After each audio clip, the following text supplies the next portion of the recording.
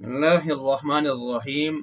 نظر و نیاز، نظر کے حوالے سے، نظر منت کے حوالے سے ایک حدیث کے حوالے سے شبہ پیش کیا جاتا ہے، اس شبہ اور وہ پیش کر کے اس کا جواب دینا مقصود ہے۔ مثلا ایک روایت جو صحیح ستہ کے اندر، مشکات کے اندر بھی موجود ہے کہ تم زیادہ نظر نہ مانا کرو کہ نظر تقدیر کو ٹال نہیں سکتی۔ اس سے شبہ یہ ہوتا ہے کہ شاید نظر ماننا جائز نہیں ہے، ناجائز ہے۔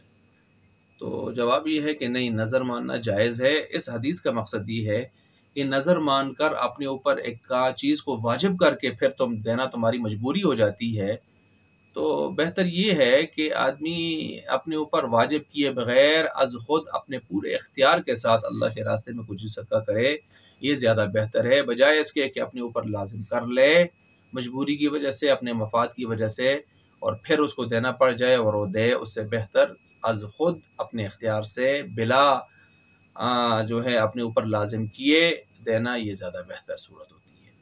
تو یہ ہے اصل یہاں پر فلسفہ جو اس حدیث میں بیان کیا جا رہا ہے۔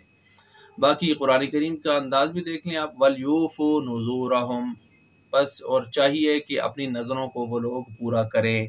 تو دیکھیں نظر کو پورا کرنے کا، تکمیل کا حکم جو آ رہا ہے، تو ایک جائز چیز کی تکمیل کا حکم قرآن کرے گا نا، ناجائز کا تو نہیں کرے گا۔ بہرحال اس حدیث کے حوالے سے شبہ اور اس کا ازالہ میں نے کر دیا۔